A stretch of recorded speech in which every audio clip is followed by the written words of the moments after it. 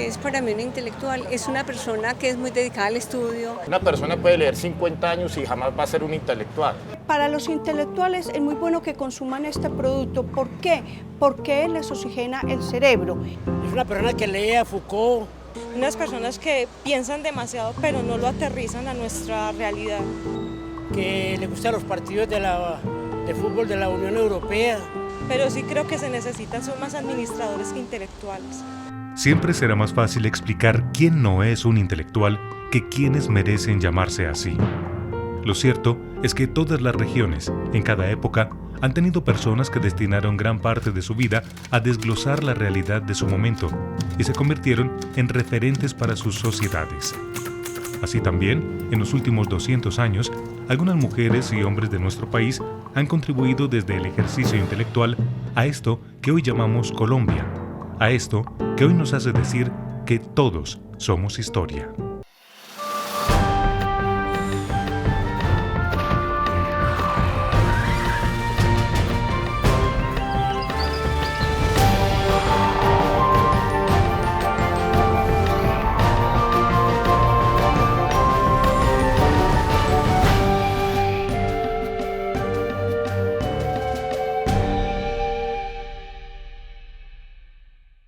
La digestión es el proceso de transformación de lo ingerido en sustancias más sencillas. El cerebro participa de este proceso, pues allí comienza. Una de las características esenciales del intelectual es no tragar entero. A finales del siglo XVIII, algunos naturalistas europeos, como Raynal o Buffon, plantearon que el desorden de la geografía en el nuevo continente era signo de inferioridad frente a la simetría del europeo. Pero la élite intelectual nuestra no tragó entero. Francisco José de Caldas, Jorge Tadeo Lozano y Francisco Antonio Sea, entre otros criollos vinculados a la expedición botánica, refutaron tales planteamientos. Me parece que era una élite educada, muy pequeña, de mucha visión, que estaba viviendo un momento político que era también muy sui generis. Y hay un hálito independentista de cualquier manera en el ambiente, entonces uno tenía que tomar partido. Antonio Nariño era uno de esos criollos, considerado hombre de letras, de quien se dice que desde muy joven importaba libros de Europa clandestinamente, y quien, permeado como el que más por las ideas de la Ilustración francesa, tradujo los derechos del hombre y del ciudadano en 1794.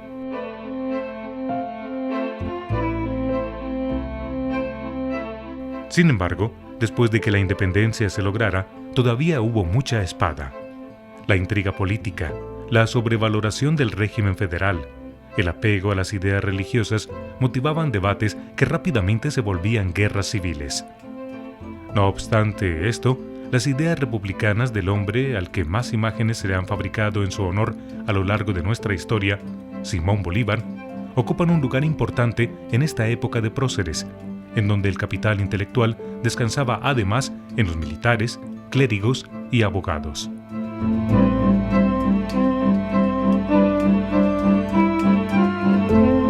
Estos hombres, como representaban la fuerza física, representaban las armas y eran los que tenían en sí el control de los espacios públicos, en tanto que eran los que lo vigilaban, eran fundamentales para conformar cualquier proyecto político. Un clérigo tiene detrás de sí un capital cultural fundamental y es que actúa en nombre de Dios.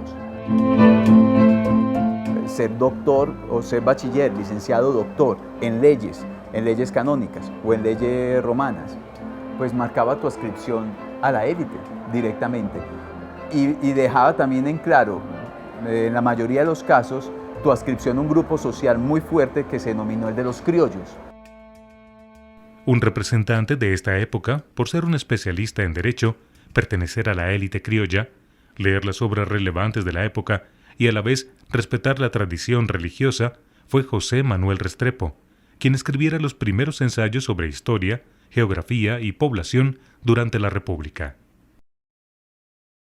El lenguaje es una facultad extremadamente desarrollada en el ser humano que nos capacita para abstraer, comunicar y Colombia saludó al siglo XX en medio de la Guerra de los Mil Días con la pérdida de Panamá y en manos de los gramáticos, como se llamaba a quienes dirigían el país por entonces, pues según ellos, en el origen de la lengua estaba Dios, y entre otras tantas cosas, ser liberal era pecado. tenemos aquí entre la biblioteca algo que es muy especial, que es el libro de cómo el liberalismo colombiano no es pecado.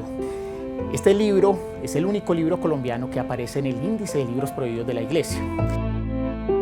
Este billete de 5.000 pesos, emitido en 1986, junta a Rafael Núñez y Miguel Antonio Caro, dos fieles representantes de la visión hispánica de la vida durante la regeneración. Dominar saberes como la medicina y la geografía hicieron también de Manuel Uribe Ángel uno de los referentes de la época. Soledad Acosta, la esposa de José María Samper, uno de los hombres más librepensadores del momento, tuvo que escribir mucho tiempo al amparo de este y bajo seudónimos. Cuando se celebró en España el 4º centenario del descubrimiento de América, doña Soledad estaba en París y coyunturalmente, como estaba tan cerquita, el gobierno colombiano la nombró como nuestra representante de los intelectuales en ese congreso del 4º centenario, y allá leyó 2 ponencias muy importantes. Una, el periodismo en Hispanoamérica, y la otra, la aptitud de la mujer para ejercer todas las profesiones. En estas primeras décadas del siglo XX, muchos campesinos se estrenaron como citadinos, aunque seguían viviendo como si estuviesen en el campo. No obstante, una serie de escritores y periodistas leía con otros ojos tal modernización en plena hegemonía conservadora. Esta gente era muy versátil, o sea, por ejemplo, había artículos donde se criticaba el modo de vestir de las señoras en la sociedad bogotana, pero había el mismo escritor, entonces hablaba sobre el problema de por qué no hay que creer en la fe religiosa, como dice Miguel Antonio Caro, ¿sí? Y otro lo que hace es coger un filósofo francés y tratar de adaptar sus ideas a nuestra sociedad. Nombres como Tomás Carrasquilla, León de Grey, Luis Tejada, Fernando González, José Eustacio Rivera, entre muchos otros, superaron los típicos cuadros de costumbres que escribían los gramáticos que les precedieron y empezaron a debatir en sus escritos con mayor soltura la excesiva incidencia de la Iglesia en política, la explotación a la naciente clase obrera y, en general, la transformación de nuestras capitales de villas en ciudades. Ricardo Rendón, la conciencia de su época hecha caricatura, se suicidó en 1931. Un año después de que el Partido Liberal subiera al poder a través de Olaya Herrera, a quien cuestionó también en su última etapa como caricaturista. Visto desde arriba, el cerebro humano recuerda el aspecto de una nuez. Como ella, presenta 2 mitades redondeadas y conectadas por el centro. Estas 2 mitades se llaman hemisferio izquierdo y hemisferio derecho. En la década del derecho. 40, el país seguía dividido entre conservadores y liberales, que según muchos analistas, ambos son parte del hemisferio cerebral derecho. Y la prensa era el escenario ideal para adoctrinar a los lectores, que nunca cuestionaron cómo muchos políticos, congresistas, ministros e incluso presidentes eran también periodistas, a pesar del obvio conflicto de intereses que ello encarnaba. Existía el otro escenario que era el de las manifestaciones, pero era la prensa el principal motor de las contiendas partidistas. Ahora, esto significó que estos hombres superiores, que estaban profundamente vinculados con los partidos políticos, fueran necesariamente grandes periodistas, pero entendiendo por periodismo no un compromiso con la exposición de una verdad o unos hechos sociales, sino entendiendo por periodismo fundamentalmente tomar partido ideológico, atacar al contrincante partidista y defender al amigo. La Guerra Civil Española, vista a la luz de nuestra prensa, por ejemplo, permite rastrear cómo una parte de los conservadores estaban con las derechas europeas. Por el general Franco, precisamente, fue censurada otra de las mujeres que a través de su obra cuestionó las contradicciones y el moralismo de su época, la pintora antioqueña Débora Arango. Hay 5 categorías que se han nombrado, evidentemente habrían muchas más, uno puede sacar transversales en todo momento. Sus preocupaciones sobre lo social, sobre la relación sociedad-religión, la mujer, la raza, frustraciones de este país o eventos desgraciados. Pero en 1955 apareció la revista Mito, una pequeña cartilla de publicación bimestral que permaneció durante 7 años. Una propuesta muy distante del periodismo partidista del momento y, sobre todo, muy en conexión con las vanguardias artísticas y sociales del mundo. Algunos zurdos desarrollan el habla en el hemisferio izquierdo únicamente. Para caracterizar la intelectualidad de los años 60 y 70 en Colombia, habría que considerar algunos elementos básicos que la determinan. El primero creo que es sin duda la política nacional, el Frente Nacional.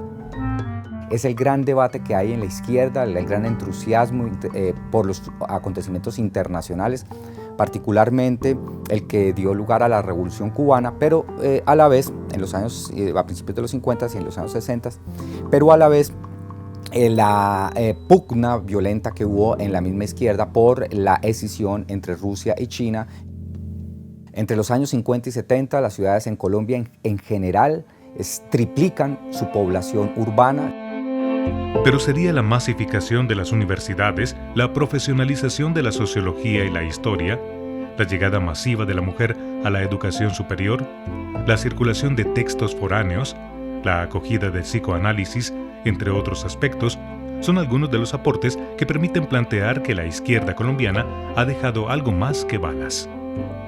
Había una especie de lo que los mismos llaman una manía, un gag, que era ir por el centro con el libro, si no era el de física, era el de Marx, pero era mostrar que estábamos pegados de todas esas corrientes europeas y esas cosas de humanidades las mezclábamos muy bien al lado de un té con limón o de un ron. Una de las publicaciones más importantes de la época fue sin duda la revista Alternativa, que apareció en 1974 y cuyo lema era «Atreverse a pensar es empezar a luchar». La revista desapareció en 1980 a raíz de la falta de pauta publicitaria y porque obviamente el tono de sus escritos y sus contenidos no le agradaba a muchos dirigentes del momento. En todas las épocas es posible rastrear personajes que han buscado ordenar nuestra realidad a través del pensamiento. Algunos con más o menos aceptación, pero más allá de eso, lo importante es revisar su obra, pues esa es la que siempre hablará por ellos.